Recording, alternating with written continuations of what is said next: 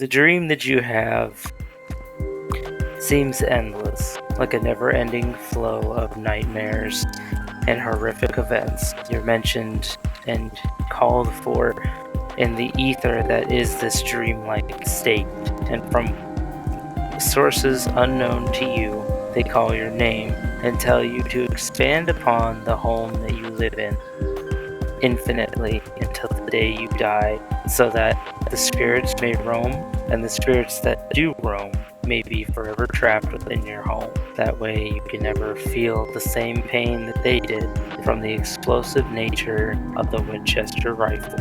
And today, we're gonna delve deep into the Winchester Mansion. I'm your host, Joey, and I'm here with my co-host, Nate. That's me. Follow us as we search the files for deeper understanding, finding, and meaning behind some of the world's greatest mysteries, hauntings, cryptids, and mythos. Come with us as we attempt to take a delve deep. And This one right off the bat, is nuts.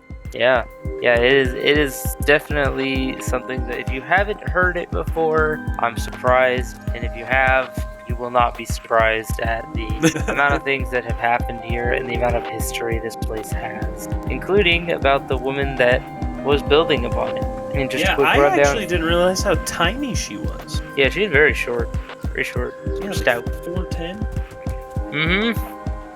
And had a lot of money. Oh yeah. Well, she's the heiress to the Winchester fortune, so that definitely makes sense. Well, if you don't know what the Winchester fortune is from, it is from, yes, the Winchester rifles and weaponry that they have crafted. And that was something that was so popular in wars that it made quite literally millions of dollars. And when you become married to the man with the bloodiest hands, it comes with consequences. Oh yeah. And they still, I believe, make Winchester branded firearms today. I believe so. Yeah, I think it's still a company. I don't think the Winchesters own it anymore, though. I'm sure BlackRock or Vanguard probably owns it because they own like everything. But yeah, it's a beautiful house though. In her like, to her credit, she never finished it, and it's got some funky designs, and we'll definitely get into that. But if you go and look at it, it is gorgeous. But that's what happens when you have 36 years of construction under your belt. Yeah, and it never stopped until the day she herself passed. 1886 to 1922. Yeah, it's pretty crazy. And if you don't know the Winchester Mansion, or the Winchester Mystery House as it's been called otherwise, this is a home that, again, is the heiress to the Winchester fortune. And she pretty much, the story goes that she was visited by ghosts and ghouls, and those ghouls and ghosts and goblins told her that if she does not continuously build on the mansion, the ghosts of those who have been killed by a Winchester rifle and or gun, every single one of them, will haunt her forever and constantly try to kill her. And so she was told that by a spirit through her dreams, and in different, I guess, like, what do you call them? Like, trances is what they were called. Premonitions. Yeah. Seances. All the above. Yeah, she was also a dedicated seance goer. Yes. Yeah, and that story is crazy because it basically just forced her to take the money that she did have, and instead of enjoy it, she just started splurging on house builds because they told her, if you don't continue building, you're gonna die. And so she did. And when you say splurging, Joey, you aren't kidding. So when we break this down into value, the fortune at the time of William's death, that was her dad, that's who she inherited it from, in the 1800s, was $20 million.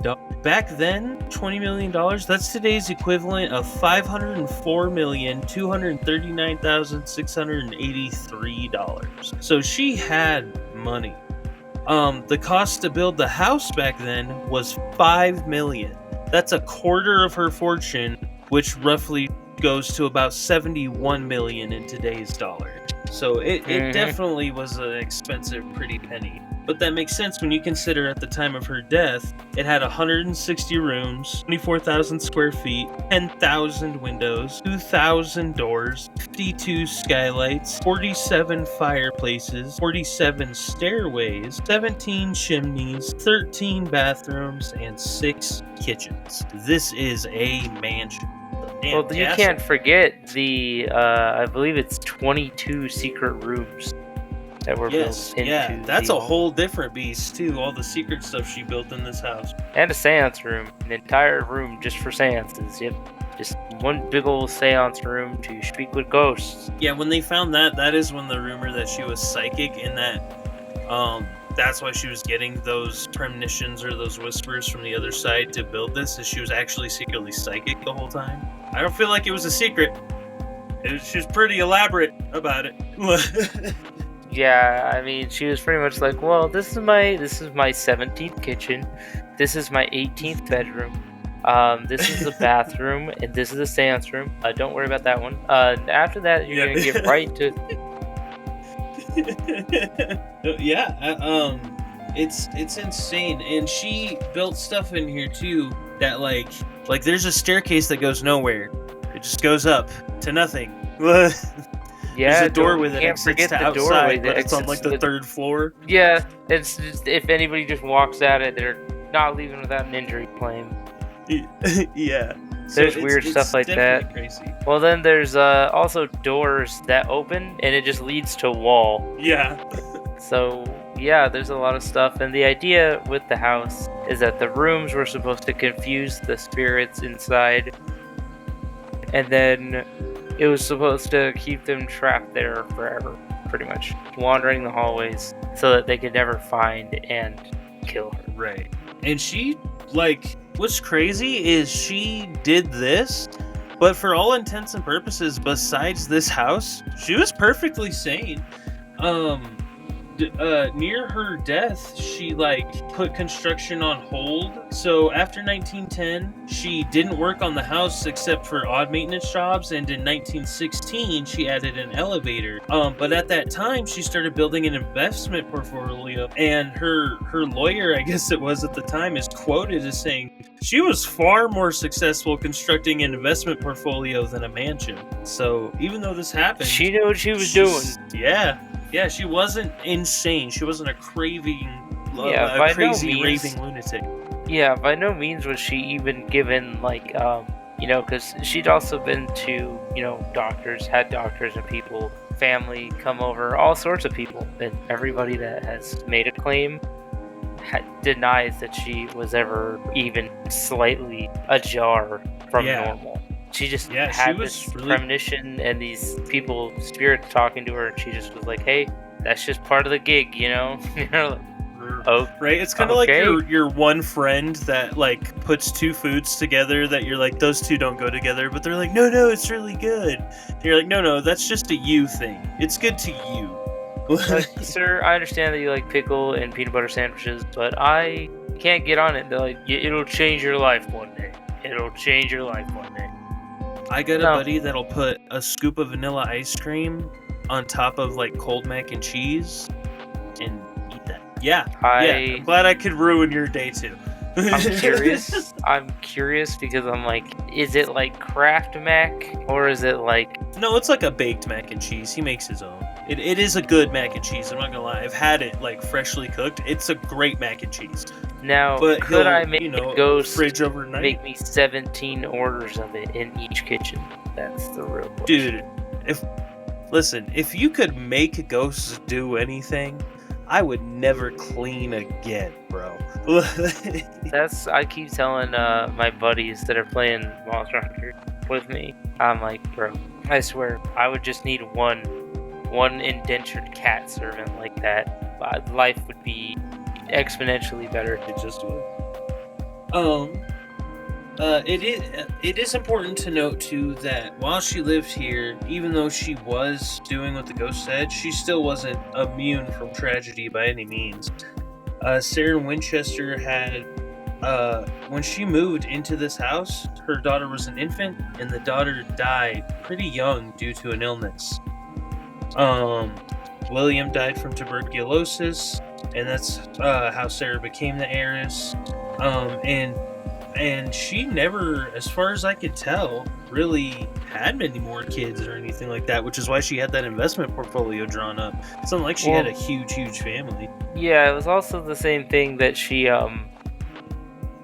had when her child, did not survive.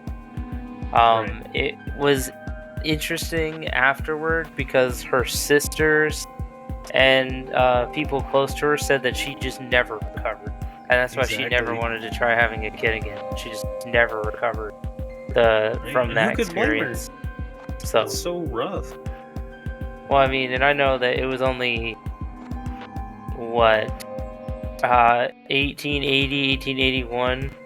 Her mother, her father-in-law, and husband died all within 1 year, which is crazy. Yeah. And then, you gotta think, it wasn't too far off. I mean, it was 14 years between even within 15 years period. That's pretty short for someone. That's a good chunk of life, but at the same time, that's a very short time frame to have so many significant people in your life die, pass away. Yeah, exactly. You're right. And not even to talk, 4 years later, her sister died. Yeah, the oldest sister.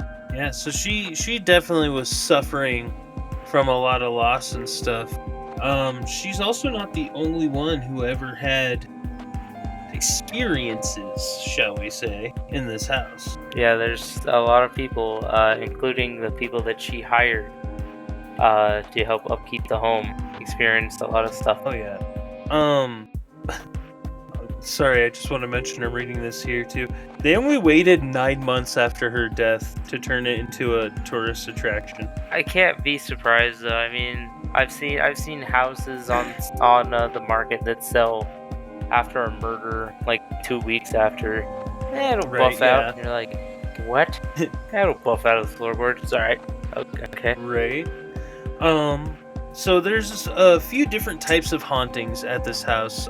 There's the residual hauntings, and for what people who don't know, we talked about it before in a haunting file, but just a little refresher won't hurt. Those are the ones that are it's almost played back over and over like a video loop. It's that memory basically just being relived. And apparently people have experienced these the most, all the way from the grand ballroom to the basement to even outside, where there's the famous wheelbarrow ghost. So if you just Google wheelbarrow ghost Winchester Mansion, people have gotten pretty good images of it, to be honest. But usually you're never working on a fireplace. I don't think anybody's ever gonna realize how amazing it is to call a ghost wheeling a wheelbarrow around wheelbarrow ghost.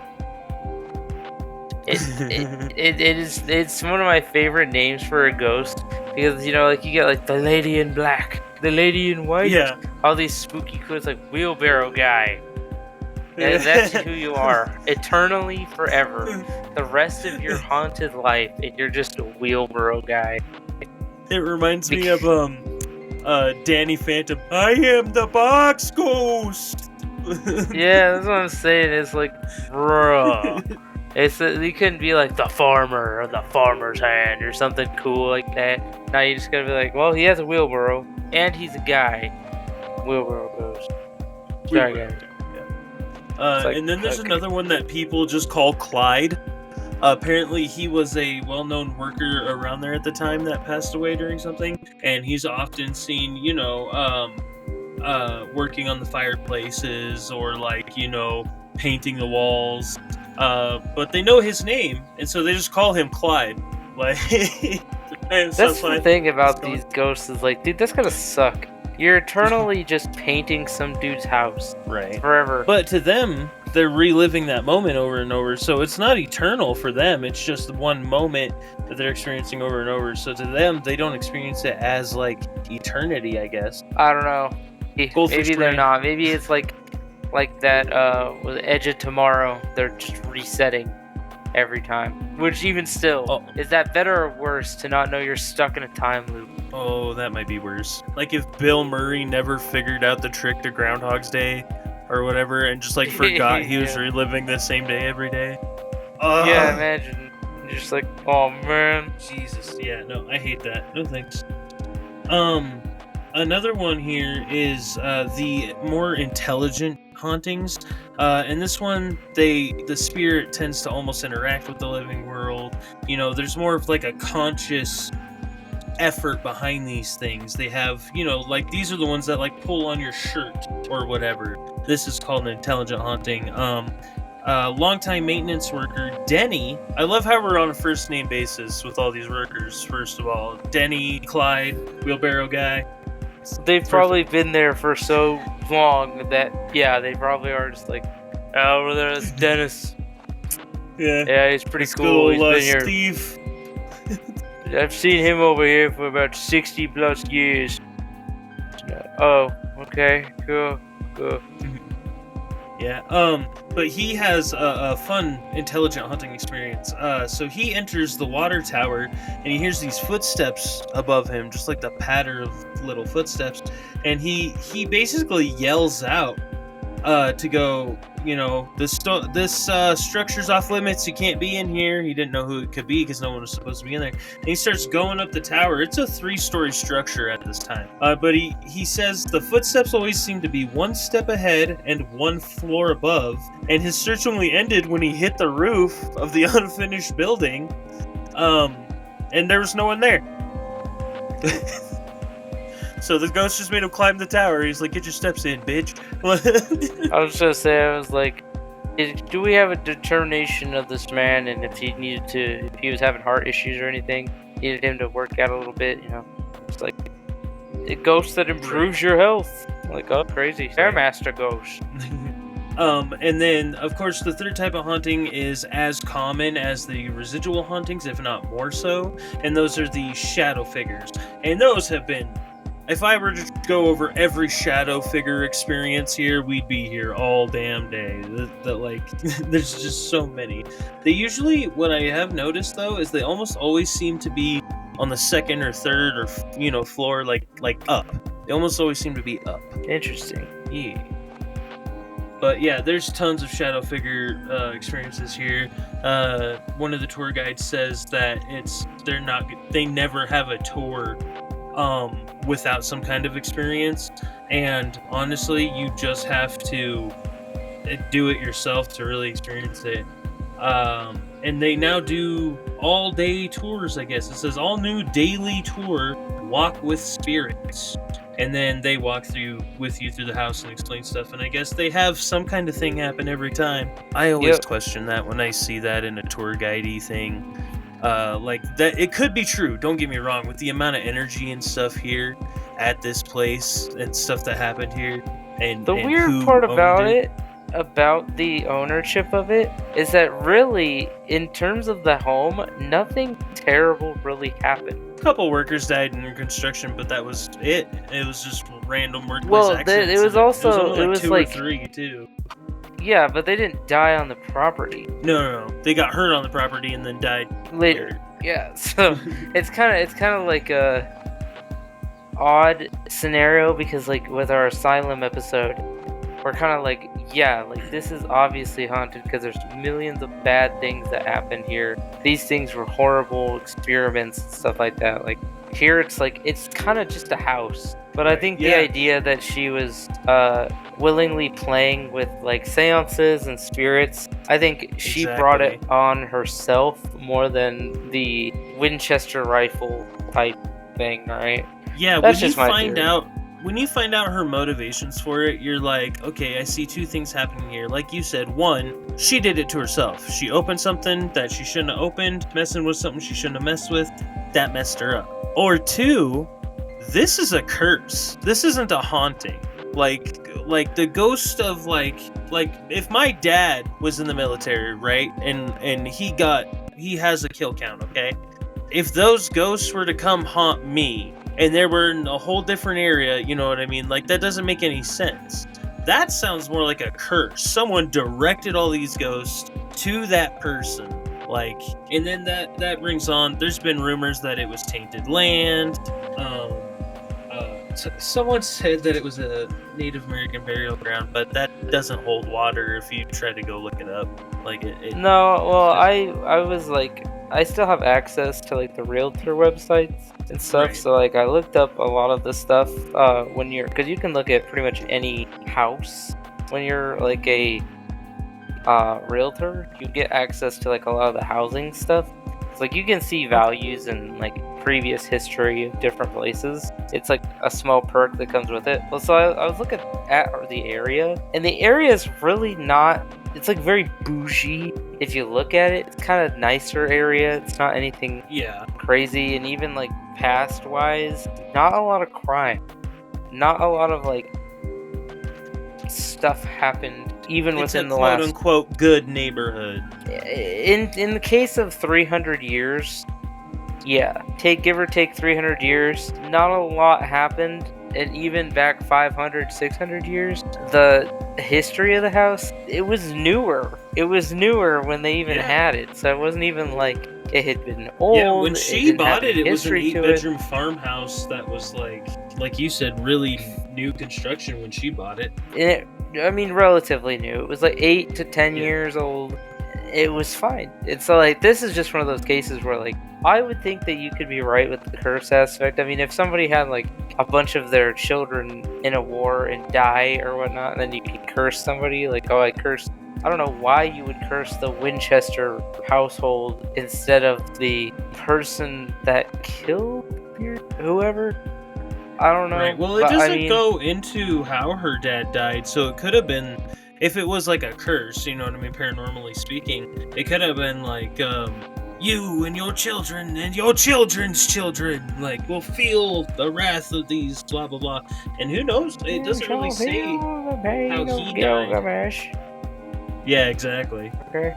Cool. Whatever you say. Yeah, I just am more, I guess I'm more skeptical when it comes to the whole, I don't know, I just think straight up she opened something she shouldn't have opened. She opened a can of worms, or did something that was like, you opened a gate or didn't close it. You know, there's millions of different ways online and like in books and different like occultism stuff where people will open a gate to something and not close it, or like they don't know how. Right. And it just lets everything in. So. And speaking of that, there was rumors that Sarah Winchester was actually a part of a society like the Freemasons, the Rosicrucians, the Illuminati, something like that, because she was known to be inspired by Francis Bacon, who's an English philosopher. And we could do a whole damn video on him if we really wanted to, but there's speculation that the houses, like some of the weirder stuff, point to him and her being in there, like the Shakespearean style windows, the iron wrought gates, you know what I mean? The fact that stained glass is all over this house. Like, there's a lot of incriminating evidence that definitely points to her being a member of some sort of society like that, which, if that's true, would not surprise me at all that she was dabbling in darker occult stuff. Yeah, I tend to believe that it was just more like whatever she was into or whatever she was doing just ended up being a lot less goodwill, so to speak. Right. Not saying it's evil, but I'm saying that, you know, when you are speaking to spirits, one of the biggest things that they warn you about anywhere with anything like that is that it's the same thing as like talking to a stranger on the side of the road. You never know the intention of the person. Right. And you need to make sure you say goodbye. Anything you open, you need to close. Unless you're the Pope, apparently. Yeah, I was gonna say, unless you're the Pope. Then you get a mysterious disease after finishing your openings, and you're like, oh, okay. Oops. Thanks. Weird. He's like, oh yeah, alien beasts were following me into the church, you know. Nah, it's just a low-res camera. It's a low-res camera, right? And you're like, it wasn't low enough res that I couldn't make out who the Pope was. Right? Okay. No one can mistake that fucking hat. I'm just saying. I do think it's kind of strange. This might be one of our first ones where I don't believe the culprit was either aliens or arson bears. So You're this right. might be one. Might be our first genuine haunting one, because every other one can be chopped up. No. Oh, absolutely. The shadow figures, bears. Always bears. Just arson bears. They're working together with the wolves, the arson wolves. And the bulletproof owls. You know what? We've got we're starting to. I think we're starting to crack the cases here. It's either We're gonna get a visit any day. We're getting arson wolves, arson bears now. All cryptids are bears. Angels are aliens. I think we're cracking it. I think we're cracking the case here, and the government's not gonna like that pretty soon. Right here, yeah. Join us here on a Delve Deeper as we unravel all the secrets of the universe. Yeah, it's gonna lead to 42. I gotta go get that door real quick. 1 second. It's just like I don't come back to Joey. Joey. Well, Joey ain't here right now. Click. No, just. I was gonna say he comes over. He's like, Hey, I'm back. I'm back with another delve for you. And you're like, who are you? Who are you? And today we're delving into Nate. What's your home address? No reason. No, I'm just kidding. I'm gonna need your IP. Huh? Yeah. Alright, to delve deeper, we're gonna come to your house and, this time on a delve deeper, the government is good. Right, yeah. Oh, thank you. I guess she also stopped a little construction during the 1906 earthquake, but it still holds the Guinness World Record for longest construction. Yeah, I mean, the thing that's really funny about the place is that she did not go cheap on the type of wood that she used. She used maple mahogany, and mahogany. teak, maple. Yeah. Which these are like very high intricate pattern woods, and like they're very expensive for a reason. She had a lot of leather, and she used a lot of tile and granite, and I mean, yes, she did. No, just kidding. Whole 9 yards. They never said it had to be fancy, but she was like, "Hey, you know what? My house, my money, make it beautiful." And I'm sorry to my triskaidekaphobia listeners, friends out there, but she did have 13 bathrooms built. But you know what's funny about that, Joey? There's only one single shower in the entire house. Yeah, so there's 12 of us that are stinky, and one of us that's not. 13 bathrooms, one shower in the whole house. That is hilarious. She was like, no, this is my house. I get the shower. The rest of you get the hose. Like, because she also had 18 servants and 18 gardeners who lived here. Hey, can I take a shower? It's not your turn yet, Bernard. You know you're on Tuesdays. It's Monday of last week. It's Sunday. You still got 2 days left. I haven't showered in 6 days, please. Man, sucks to be you, huh? And according to therap.com, it takes more than 20,000 gallons of paint to paint the entire mansion. And by the time the painters are done, they have to start again. According to therap.com. I don't know how reliable that is, but that would suck. Imagine you're like, "Ooh, well, boss, I'm done with the paint job." You're like, "Well, we just got contracted another job. It's really close by. It's so close, in fact, you're just gonna go back to the front of the house." Yeah, for real. I was like, why do they have to start again? Like, is there just around-the-clock painters here? That sounds tiresome and, way too much paint. I was gonna say, by the time you're done, you need to replace the old paint. What is your paint made out of? It's just paper mache. The whole house is secretly paper mache. What, you just put some fucking, I was gonna say, you put acrylic in water and just call that paint? Like, what the, no. They're actually doing it all with nail polish. Just those little tiny brushes. A one hair brush. And they're like, alright, get to work, bud. Yeah. Okay. Yes, ma'am. That's why it takes so long. It's ridiculous. That's very funny though. That boggle my brain if that's actually true though. And then like we said, 9 months after she died, they did make it a tourist attraction, and one of the most famous tourists ever to go there was actually Harry Houdini. He apparently, supposedly, I wasn't there, I don't know, I'm just reading it, visited the house after she died to try and dispute the stories of spirits haunting the house. Like, he tried to debunk it, and he was unsuccessful. According to the historian, several visitors have reported hearing unusual sounds, especially in the third floor corridor, and that is the corridor that made Harry Houdini basically give up, I guess, is the third floor corridor. This seems to be where a lot of the shadow sightings go down. You just threw in the towel right there. He was like, I can't, I thought the third floor, got there, second floor, first floor, nothing. Third floor, random corner, sorry, I'm out. That's it. That's what got me. That is interesting, though. That says he couldn't, he was unsuccessful, unable. Which is like, what do you mean that you weren't able to not prove that it was haunted? How does one prove that it is, though? Right. He must have saw or heard something, but he does attribute it to that third floor corridor. Apparently Sarah Winchester's phone number was also Main 15. I don't know what that means. I assume it's probably one of those rotary type phones.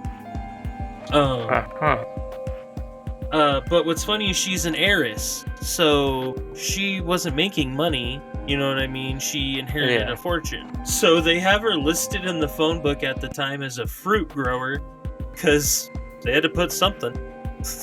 Yeah, she just lives here, pays all the bills, and expands on the house, but she's a fruit grower. Right. What kind of fruit does she grow? The house fruit. Yeah. Well, she did have 18 gardeners, so she did have a grove and a garden and stuff like that, but it's still funny. But then she wasn't the one that grew them. I argue. True. She was not the house. She was not the fruit and grower. I will also mention it does not say fruit seller, just fruit grower. Yeah, I am the grower of the fruits. Okay, can I buy some? Absolutely fucking not. These are my fruits. You're like, I just grow them. I simply grow them. You may eat with your eyes. You may eat them with your eyes. Thank you. I really appreciate that. You're like, yeah. Free smells for everyone. You may watch as I eat them. What about the gardeners? They look starving. They get nothing. Oh, they're lucky they're even able to touch the fruits. Right. And again, trigger warning for our triskaidekaphobia listeners. She was supposedly obsessed with the number 13. There were 13 hooks in the seance room, 13 overflow drain holes in the sink, 13 overflow drain holes in the Hall of Fires drain? I don't know what that is. 13 parts to her will, which she signed 13 times. Okay, calm down, Dahmer. You don't need that many holes to cover up spills. Last time I checked, we're not spilling a lot of stuff. Maybe she was not only the fruit grower, she was the known spiller. No, she was actually Jack the Ripper. So we solved it here. DNA my ass. Yeah. No, just kidding. DNA my ass. It was Gandhi the whole time. I refuse to believe it. It was Gandhi. It was him. He was there. He was there during the same period. Nice guy. Never been violent a day in his life. Come on, man. We all go a little ape shit when WWE comes on versus Raw. We all go a little ape shit. Just saying. I do think it's also funny that it's reported Sarah Winchester slept in a different bedroom every night, never repeating 2 nights in a row. Again, a superstitious thing. But I think it's funny to me because she had these gardeners and servants and stuff that lived with her. So like one night she just shows up, she's like, "Yeah, get the fuck out. I'm sleeping here tonight in my room." Maybe she didn't. Maybe she was like, "Steven, scooch over. I brought snacks. We're having a movie night." That's right. It's like, okay. It was gonna be LaWanda's night, but she farts in her sleep. I just can't handle LaWanda's busy in the hook room. If you catch my drift. You're like, wink. What? Putting those drains to use. Is she? I understand we use it for pigs, stuff? but the way she ate, Who? Just saying, there's not much a difference. You're like, oh man. Now scoot over. Scoot over. Okay. Scoot over. Yeah, I can only imagine. I mean, if you had the rooms available, like if I had my 3-bedroom apartment here, like if I was like, oh, I just sleep in a different room every night because I can, I might do it. I mean, why not? I mean, if you're a single, bad bitch and you're building on the house, like why not crawl into your weird cupboard secret house room that's also a bedroom, and then maybe it's like above the sink in your kitchen, climb down, get some snacks. Like maybe that's a ideal place one night. Next night you're like, it's kind of cold, I'm gonna go in between the 3 fireplace room. I'm just saying, there's options for any type of stuff. Like, I'm a little hot today, I'm gonna go sleep in the basement room. I'm not sure if this is the seance room this is referencing, but it also says that in 1975, workers discovered a whole ass new room inside the house with a lock on the door. It contained 2 chairs and an early 1900 phonograph speaker, and that's it. That's her seance room. Yeah, and the theory is she forgot she had that room there and built around it. Yeah, that's what do you do though? I mean, who is the madman engineer that had to write the blueprints and she had to sign off on them? He was like, no, I'm gonna Dr. Seuss your entire fucking house. This is what the blueprint I got for it. She's like, Seuss it up. It's all good. And I can only imagine.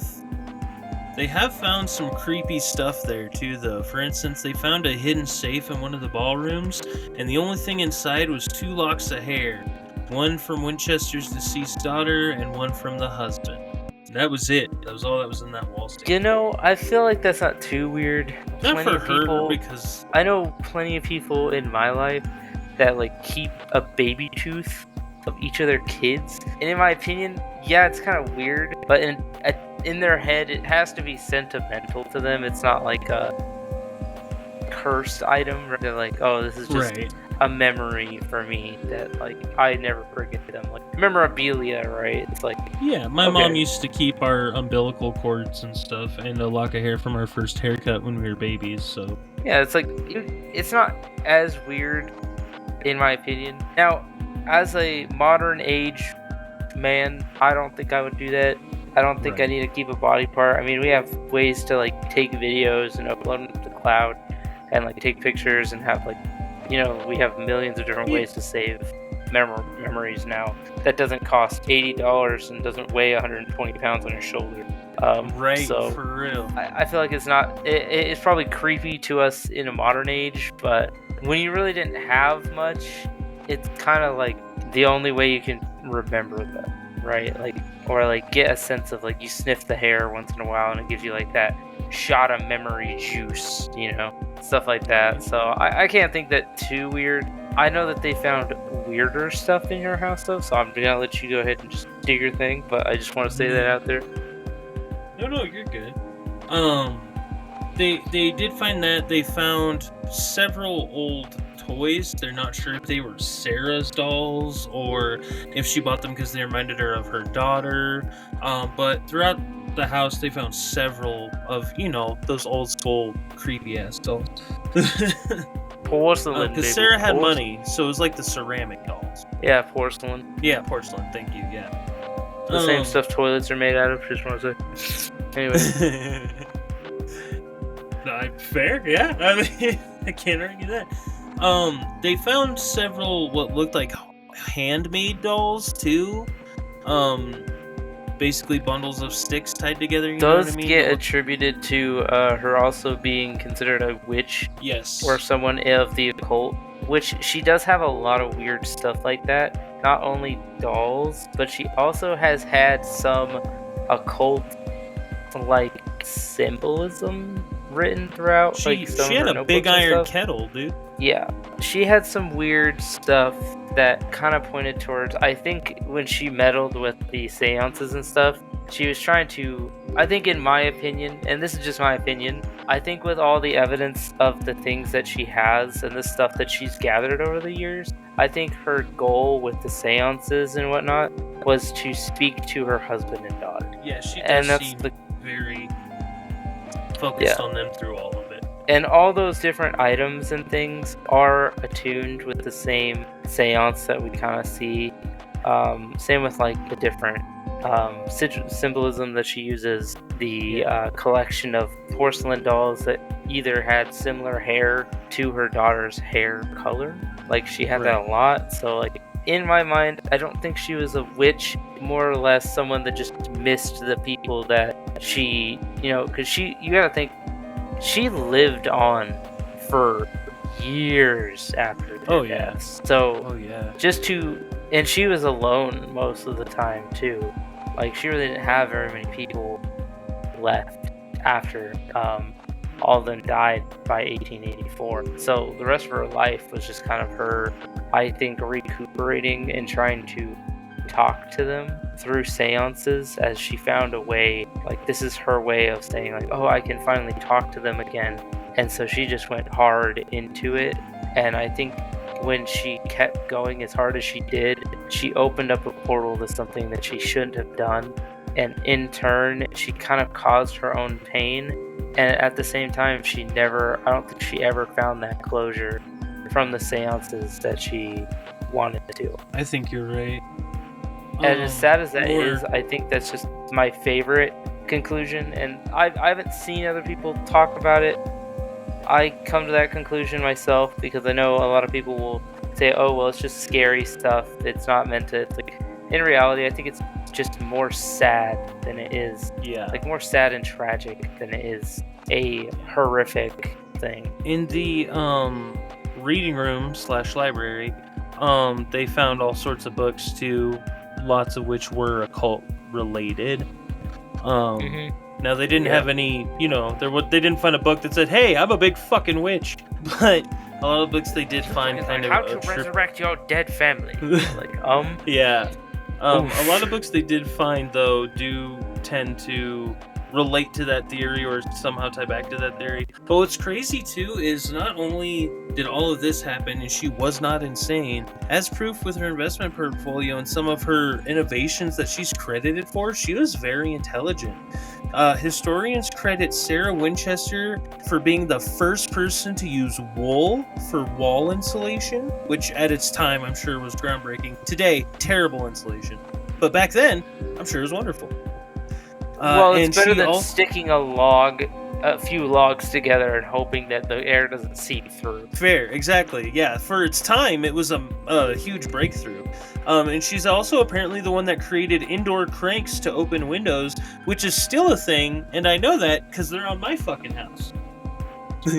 Well, I mean, she had a lot of stuff, like I said, and I know that she was very intelligent in, like, a lot of the people and places that actually have history on her. She has a ton of credits towards a lot of stuff, including in her business venture. She did a lot. Right. And even though she wasn't technically allowed to do so, it was something that she did, and it was groundbreaking today, and it's great. But I think that intelligence, like I said, just plays into that same theory for me, where it's like you would have to study so long and hard to remotely even be like, okay, maybe I can contact them. And it was just like a drive for her to do that. So I love it. Right. I think it's interesting. I think it's fun. But, it is definitely interesting and fun. One thing I do like to talk about on here too is how it affects media, and the Winchester House has affected media in all sorts of ways. First off, the biggest one people will probably notice right away is Disney's Haunted Mansion. That was heavily based on was it the writer or the producer? One of their visits to the Winchester House. Another thing that it inspires is, besides a lot of haunted houses, is it has a labyrinthian-like design. So if you see a horror movie where like they get into the house and all of a sudden it's kind of labyrinthian, such as like The House and 13 Ghosts, some of that can be attributed to her as well. Not to mention there's several movies about the Winchester House. Well, and that even goes into media that I really like to reference, is oddly enough the Infinite Corridor in the Netflix series for Castlevania. They took inspiration from the house because of that third floor corridor. the way it twists and pulls, it looks like it can be infinite. Oh yeah. So there's a lot of pull in a lot of media with just this house alone. And then sometimes media misses the mark, like we were talking about before we started recording. But I'm gonna bring it up here because it's an important hill to die on. Damn it, Supernatural fans, Supernatural people, the writers, directors, all of you guys. How did you never take the Winchesters to the Winchester house? It was right there. Why would you do that? Like I said, why would you do something smart like that, Nate? Why would you suggest something that's clearly gonna make sense? Are you trying to bring realism to my fantasy right now? No. I think you're wrong, Buster. I don't think that's the right way to go. You're like, alright, cool, yeah. Cool. Yes, I'll go fuck myself. No. I'm gonna go home then. I'm going home. Fuck you. I don't give a shit. Like, okay, cool, man. Cool. But that is, while it is a crazy story, that's about all I've got on it. There's not a ton left to the house, and I mean, the house and the story of her and the things she went through is truly amazing in my eyes, because I think that she was a very strong person for being able to go through that many deaths in such a pretty much 20 years of her life. She went through her mother, her father-in-law, her husband, her fucking, her baby girl, and not even that, like, her dad, too, like, a bunch of different people died within a 20-year span. You're left alone with nothing but a bunch of workers that live in the house with you, which it's 1890, like, you're probably not the most, I don't want to say, like, you're probably not really interested in making new friends at 60 years old. It's like not something you're probably gonna go out and do or try to find. You're not gonna have a child at that point, right? Because this all happened when you're like 39, so it's kind of too late now.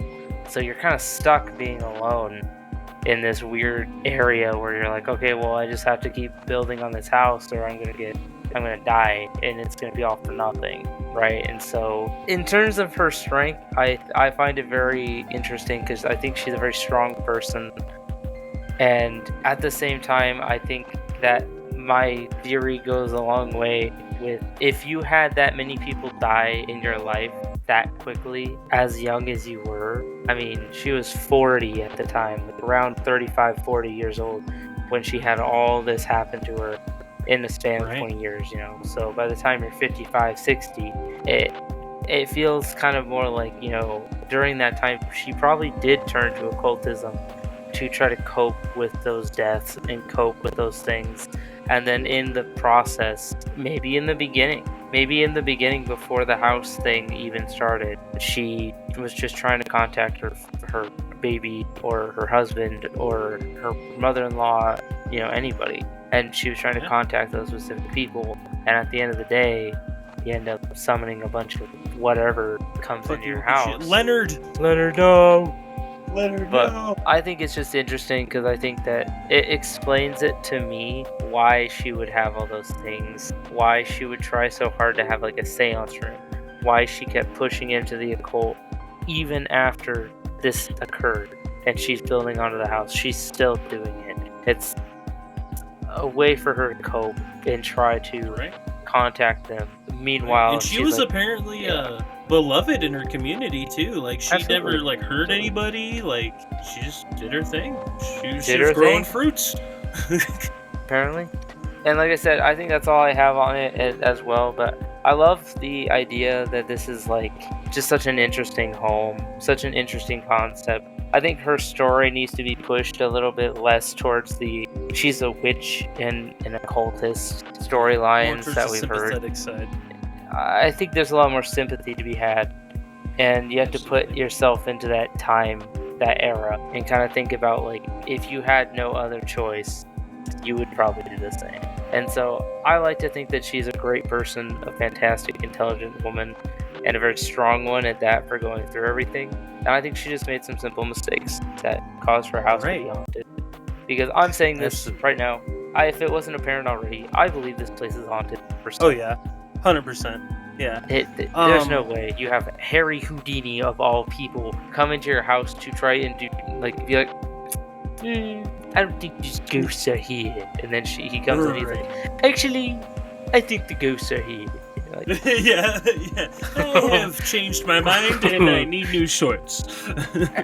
Now for my final trick, I'm going to get the fuck out of here. Yeah. Have you ever seen somebody unshit their pants, kid? Buckle up. No. I'm scared, Mr. Houdini. Don't be scared. You can't scare a Be magician grateful. because they'll shit your pants. They'll shit your pants, yeah. That's funny. But not only was Sarah so strong and so awesome for doing this and teeny tiny, but she was so smart. Setting up the investment portfolios, she gave her inheritance away when she died to her 5 closest employees as well as all of her family members. One of them got a whole private residence in Palo Alto.